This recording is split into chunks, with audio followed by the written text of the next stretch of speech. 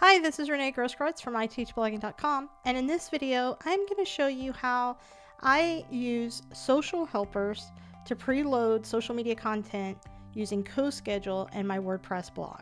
Alright, so you're going to want to be logged into your WordPress blog. You're going to want to have a blog post open, and hopefully you have seen my other two videos where you have some social helpers for text and for images loaded. Here's what I mean. I have a tweet 1 and a tweet 2, an image 1, and there is an image 2. You just can't see it here. It's not scrolling for some reason, but it's there.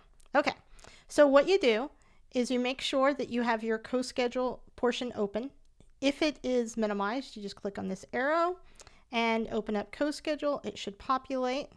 You can click on that, just click on that social campaign, and it'll open all of this up. And then the next thing you do is you click right here on this little icon. It's kind of hidden, so make sure that you have everything opened up so you can see that. Click on that. Now, I have a lot of social templates created, so I'm going to show you what I do with the one I have called Big New Post.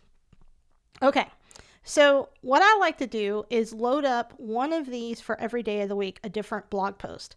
So if this is the first blog post that I'm loading up, I would load it up for today. If it's the second blog post that I'm loading up, I would load it up for 2 days from now. If it's the third one, 3 days from now, 4 days from now, 5 days from now, and hopefully that makes sense. All right, so I would click on Big New Post, and I'd click on Apply. Now, here's what I mean by the date. Let's just imagine, for the sake of conversation, that I'm loading this up for 3 days from now. So I would click on this little arrow, come to Custom Date, click on the date, and I would say 3 days from now, 25, 26, 27, right? And I would say this is my third one, so this is the 27th. And before I hit apply, this is really important, I'm going to come down here and I'm going to leave the first day completely like it is, all right? 100% fine. But on the second set here, I'm going to click on the little pencil icon, and I am going to put my mouse right there, and I'm going to click over here, and I'm going to say, scroll down, and I'm going to choose tweet 1. All right, it didn't move. I really wish it would do that, but it doesn't always work. So I'm going to delete title, and I am going to highlight that, and I am going to paste it in there. Okay, a little bit of a pain in the butt, but it makes life a lot easier than having to type the tweet. All right, the second thing I want is I want to change the image. So I just click on these little arrows, and I find image 1, which matches tweet 1, and I hit save. Then I'm just going to do that again. I'm going to get rid of that. Tweet 1. Move that over here.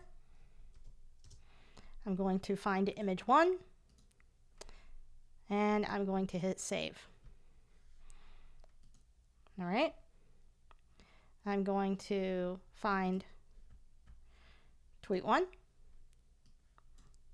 Paste that out. Put that in there. And I am going to find the image, and I'm going to hit save. I'm going to go to my next set, and I am going to repeat this process, but this time I'm going to use tweet 2. Now, let me just show you, if I was smart, I would have done this the first time. Since I'm going to do this for a series, I'm just going to highlight and copy and paste that. Put that in there. I'm going to flip through my images. There's image 2. Save that. I'm going to paste over that. Image 2. And this may seem like, oh my gosh, this is taking forever. This is saving so much time. It is making life so much easier. So go find image 2. And then I would go on to the next set. If I had a third tweet written and a third image created, I would do that for the next set. And then I would do it I would keep repeating. And then with my goal is to have 3 or 4 different tweets and images created. And I would go 1, 2, 3, 4. And then I would start over with 1, 2, 3, 4. And if you notice, I have a lot of stuff preloaded in this. I call it my recipe of how often I want something to go out. So I would just keep repeating of if 1 is here, okay, and it's kind of annoying that it won't cover that up. I can't make that go away. It's something that I actually need to email them about and see what is up. So if I wanted to change the first set, I could, but I always leave the first set exactly as it is. So that's set 1, then this is set 2, then this is set 3, and then 4, and then 5, and then I would repeat over with this is 1, 2, 3, 4, 5, and then 1, 2, 3, 4. All right. And I would just, depending on how many images and how many tweets I had pre-written, I would just rotate through that sequence. And that just kind of keeps it fresh. So each time that it's promoted, it looks a little bit different. And that's just something that I think makes a big difference on social media, is keeping your content fresh. There's absolutely nothing wrong with sharing the same post over and over again. Just make it different. Make it a little bit unique each time you share it before you repeat your content. All right. So that is how I use CoSchedule. All right, and blog on.